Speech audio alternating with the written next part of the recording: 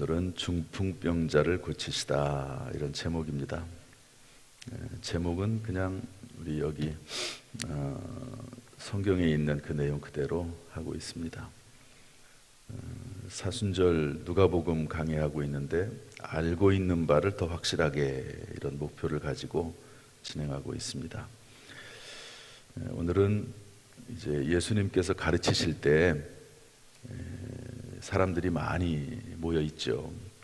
그런데 특별히 바리새인들, 율법 교사들도 그 자리에 있었습니다. 그런데 이제 중풍병자를 데리고 왔는데 막혀가지고 들어갈 수가 없습니다. 그래서 지붕을 뚫고 예수님을 침상째 내렸는데 예수님께서 그 믿음을 보시고 치료해 주셨다 하는 그런 말씀입니다. 그런데 그런 놀라운 일을 봤음에도 불구하고 바리새인들, 서기관들은 전혀 거기에 관심이 없어요. 그래서 예수님께서 하셨던 말씀 비난하기에 급급합니다. 이 사람아, 내 죄사함을 받았느니라, 이렇게 하시는 그 말씀 꼬투리 잡아가지고 어떻게든지 예수님의 흠을 잡으려고 생각합니다. 그때 그 생각을 하시고 말로는 표현을 안 했거든요. 그런데 20절에 보니까 그 생각을 하시고 너희 마음에 무슨 생각을 하느냐, 죄사함을 받았느니라는 말과 일어나 걸어가는 말이 어느 것이 쉽겠느냐. 여러분, 어느 것이 쉽겠습니까? 죄사함을 받았느니라 또는 일어나 걸어가라, 어떤 말이 쉽겠습니까? 둘 다 어렵죠. 중풍병자가 지금 일어나지도 못하는데 일어나서 걸어가라고 하면 그 말이 쉬운 말입니까? 그런데 죄사함을 받았느니라 라고 하는 말은 쉽고 어렵고의 문제가 아니라 이것은 불가능한 문제입니다. 죄 용서를 누가 할 수 있습니까? 아무도 할 수 없거든요. 오직 하나님만이 할 수 있습니다. 그런데 예수님께서 죄사함을 받았다라고 하는 말을 일부러 하시는 거거든요. 그래서 24절에 해석도 해주십니다. 인자가 예수님께서 땅에서 죄를 사하는 권세가 있는 줄을 알게 하려고 일부러 그렇게 말씀하신 것임을 알려주고 있습니다. 그리고 나서 이제 그 병을 치료해 주시죠.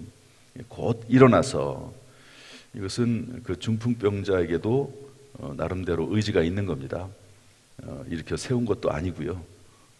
그런데 본인이 예수님의 그 명령을, 선포의 말씀을 딱 듣고 본인이 일어났어요.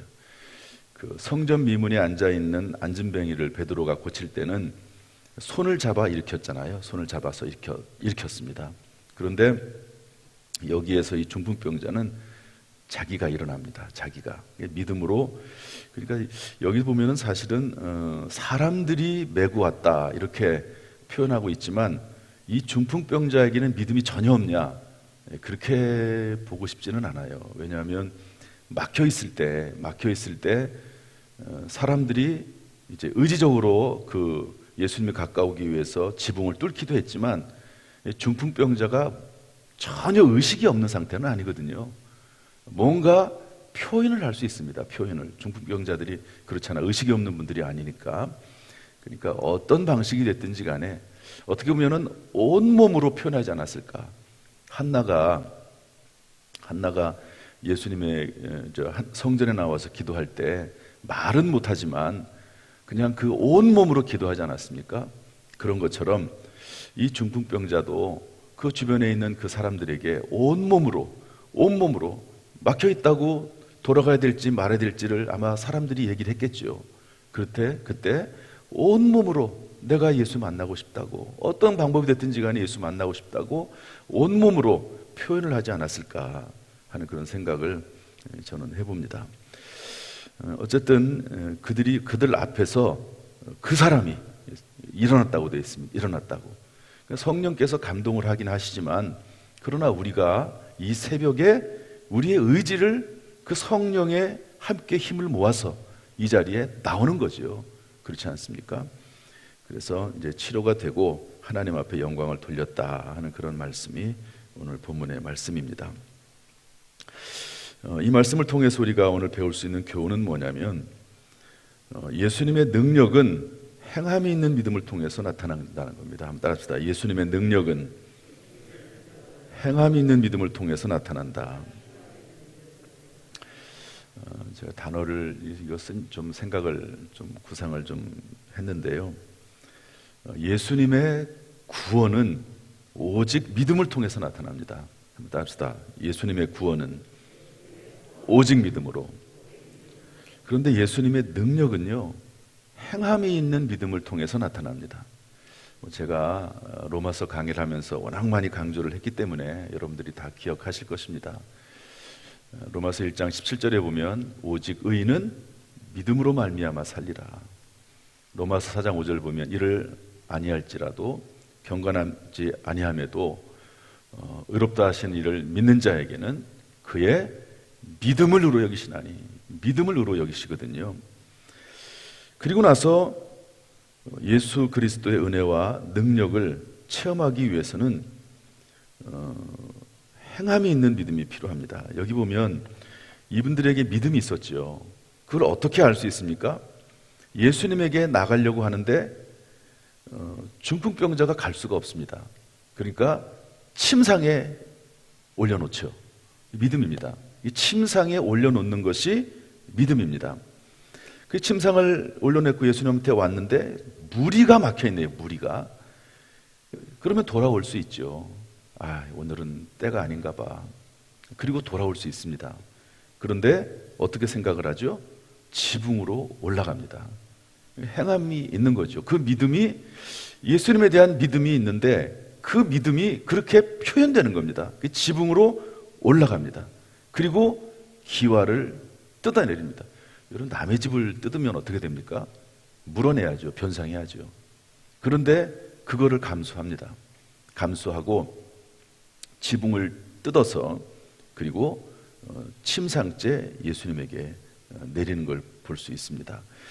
예수께서 그러한 모습들을 쭉 보고 참 너희들이 대단한 행동을 하는구나 이렇게 말씀하지 아니하시고 뭐라고 말씀하시죠? 20절에 보니까 예수께서 그들의 믿음을 보시고 이렇게 말씀하십니다. 이걸 보면 믿음이라고 하는 것은 행함이 따르는 것을 볼 수가 있습니다. 구원 얻는 믿음하고 그리고 어떤 하나님의 은혜와 능력을 체험하는 믿음이 조금 이렇게 구분이 되어 있습니다. 영어 성경에도 그걸 좀 구분을 하거든요. 트러스트라고 하는 것과 다른 단어들을 써서 그것을 표현하는 경우가 종종 있습니다. 이 faith라고 하는 단어를 또 써서 표현하는 경우가 있거든요. 그러니까 행함이 없는 믿음은 그 자체가 죽은 것이라고 말씀을 할 때 우리가 다 믿음이 있죠. 예수 그리스도를 믿는 구원에 대한 믿음이 있습니다. 그리고 그 이후에 우리가 또 믿음으로 살아가잖아요. 그렇죠? 똑같은 믿음인데 달라요. 구원받기 전에 믿음과 구원 얻은 후에 믿음이 다르잖아요. 구원 얻는 믿음이 있고 구원받은 다음에 신앙생활을 해서 살아가는 믿음이 또 있습니다. 이게 똑같은 믿음이라고 한 단어를 쓰는데 그 의미가 달라요. 의미가 다릅니다. 구원 얻는 믿음은 오직 믿음으로, 우리 그래서 이 종교개혁을 할 때 솔라 피데라고 하는 단어를 썼습니다. 이게 라틴어인데 피데, 믿음이라는 말이거든요. faith. 그러니까 오직 믿음으로. 이것은 구원 얻는 믿음을 말해요. 구원 얻는 믿음. 그래서 구원은 오직 믿음으로 받지만 그 이후에 신앙생활을 하면서 우리가 살아갈 때 우리가 행하는 그 믿음은 또 다른 믿음, 행함이 있는 믿음을 요청한다는 것을 알 수가 있습니다. 그래서 우리에게는 장애물들이 참 있거든요. 신앙생활을 하다 보면, 예수 믿고 신앙생활을 하다 보면 장애물들이 참 많습니다. 여러 가지 우리의 행위의 제약도 있겠지만 또 우리가 행동으로 옮겨야 될 그런 일들이 참 많아요. 그런데 그것을 하나하나 이렇게 극복해 나가는 것이 믿음이지, 나가는 것이 믿음이지 그냥 가만히 구원 얻는 믿음처럼 나는 아무것도 안 하고 있는 것, 그것은 우리에게 요구되는 또 다른 두 번째 믿음을 성취하지 않는 것이라고 볼 수가 있습니다. 오늘도 이 새벽에 성령의 감동에 따라서 나왔던 것처럼 끊임없이 성령께서 감동할 때 그 말씀에 순종함으로 또 우리의 행함으로 그 믿음을 나타내는 가운데 하나님의 능력이 나타나는 저와 여러분 될 수 있기를 주님의 이름으로 축복합니다. 저나 여러분이나 예수 그리스도의 십자가의 대속을 믿음으로 구원을 받았습니다. 이제 우리에게는 예수님의 능력과 기적을 이루는 믿음이 필요하지요. 그 믿음으로 나갈 때는 우리를 가로막는 것들이 있습니다. 중풍병이 가로막고요, 무리들이 가로막고요, 기화가 가로막습니다. 그럴 때 중풍병자가 못 가면 침상을 만들어서라도 주님 앞에 나오고, 무리들이 가로막으면 지붕으로 올라가서라도 예수님에게 나아가고, 지붕이 막혀 있으면 기와를 뜯어내고 나서 예수님에게 찾아가는 그런 믿음이 요청이 되는 것입니다. 적어도 오늘 이 새벽에 나오는 것은 그 믿음을 가지고 이 새벽에 나온 줄로 믿습니다. 그 믿음을 하나님께서 보시고 우리의 마음의 소원을 응답하시고 우리를 통해서 하나님 영광 받으시기를 주님의 이름으로 축복합니다. 두 번째, 마지막으로는요, 고통의 문제보다 죄사함의 문제가 먼저 해결되는 것이 영적 순서다 하는 것을 알려주고 있습니다. 우리 24절 말씀 한번 읽어볼까요? 24절 시작. 그러나 인자가 땅에서 죄를 사하는 권세가 있는 줄을 너희로 알게 하리라 하시고 중풍병자에게 말씀하시되 내가 내게 이르노니 일어나 내 침상을 가지고 집으로 가라 하시매. 예수님께서 평소 때는 이렇게 잘 안 하셨거든요. 그냥 예수님께서 찾아가셔서 또는 오면 그냥 치료해 주셨습니다. 그런데 굳이 이번에는 내 죄 사함 받았다 이렇게 먼저 말씀하시거든요. 그래서 예수님이 죄 사함을 죄를 사하는 권세가 있는 줄을 알게 하려고 하십니다. 이것은 뭐냐? 죄 사함이 먼저다 하는 것을 예수님께서 말씀하시려고 하는 거예요. 죄 사함이 먼저다.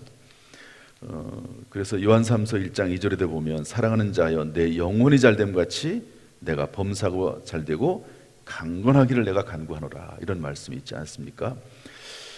제가 말씀을 준비하면서 자료를 찾다 보니까 뉴만 스미스라고 하는 분이 이런 말씀을 했더라고요. 우리는 거룩한 용서의 복음을 먼저 생각해야 하며 우리의 축복은 그 다음에 생각해야 된다. 좀 잘 들어보세요. 거룩한 용서의 복음을 먼저 생각해야 하고 축복은 그 다음에 생각해야 된다. 죄가 우선 정복돼야 된다. 그러면 고통은 더욱 쉽게 극복된다. 이렇게 얘기를 했습니다. 영적인 문제가 먼저 해결이 돼야지 되는 것이고, 그리고 나서 다른 문제들이 해결되는 것이 순서라는 거죠. 이것이 뒤바뀔 수도 있어요. 그러나 영적인 문제가 해결되지 않으면은 육적인 문제가 해결되고 끝나버리면요, 그냥 육적인 문제로 끝나는 경우가 많습니다. 예수님에게 10명의 문둥병자가 찾아왔었지요. 그런데 다 고침을 받았어요. 한 명만이 돌아와서 예수님에게 감사 표현하고 하나님께 영광을 돌렸습니다. 그랬더니 예수님께서 뭐라고 말씀하시죠?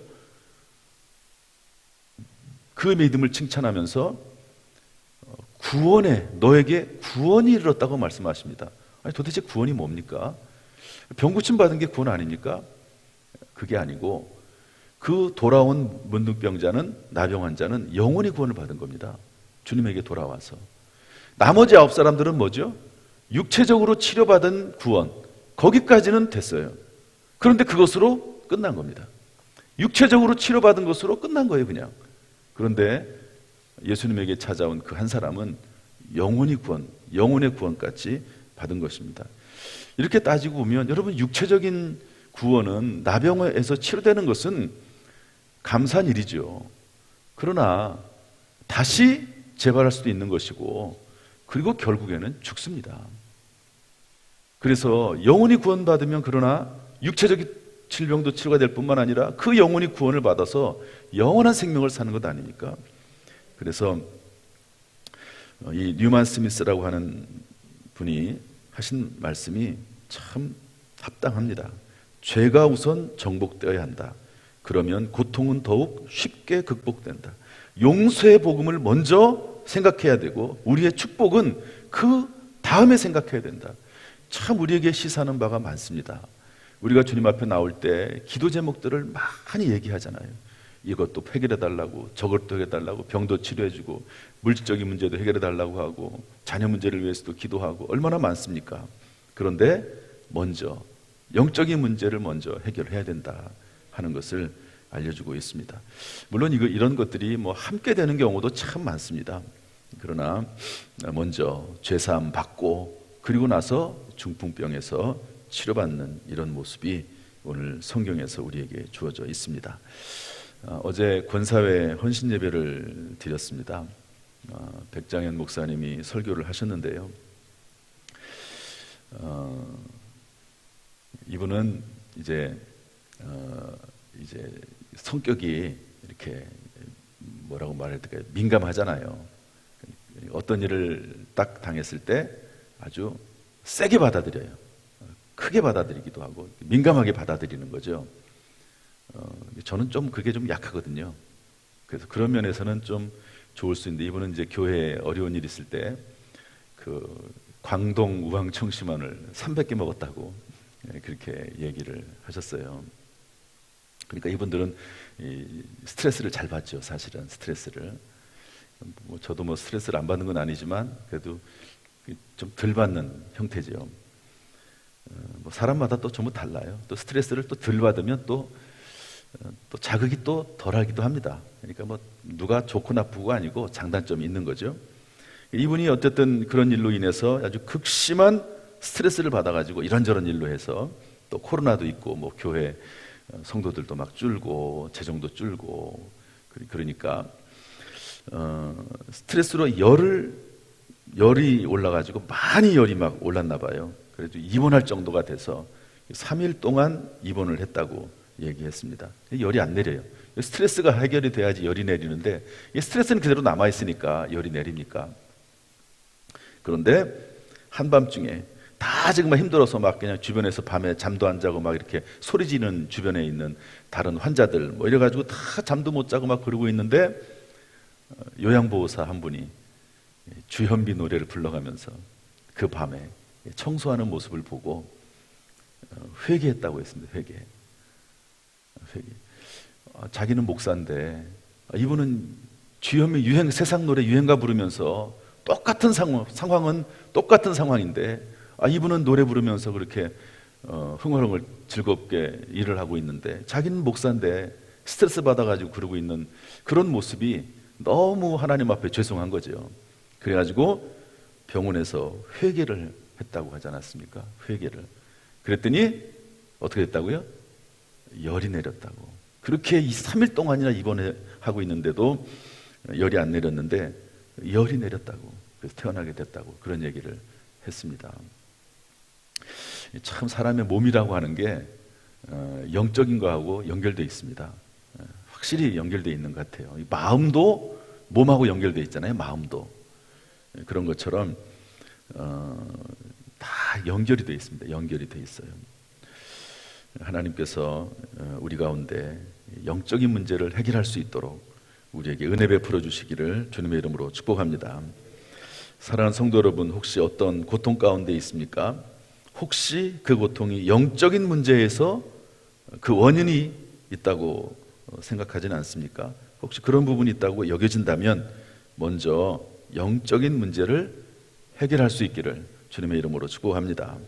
아이성 전투에서 큰 성 여리고성은 무너뜨렸는데 조그만 성 아이성은 무너뜨리지 못했습니다. 왜 그렇죠? 하나님께서 여리고성에 있는 모든 물건은 첫 번째 성이기 때문에 다 하나님께 바치라고 그랬거든요. 하나님은 첫 번째 건 장남도 하나님 거고요. 첫 번째 소사물도 하나님 거고요. 하나님께 있습니다. 주일도 하나님 거고 하나님의 시간, 하나님의 물질이 있거든요. 근데 그것을 아간이라는 사람이 훔쳤네요. 그것 때문에 조그마한 성도 하나 못 이기고 지는 겁니다. 하나님께서 그거 먼저 해결하라. 그 온전히 바친 물건, 아름다운 외투, 은, 금덩이, 이거 훔친 사람이 있다. 이거 다시 바쳐라. 이거 다 태워 없애버려. 아무리 귀하고 은이 금덩이가 외에도 귀해도 다 하나님께 바쳐야 되거든요. 그리고 나서 결국 아간을 찾아내지요. 그리고 아간을 죽입니다.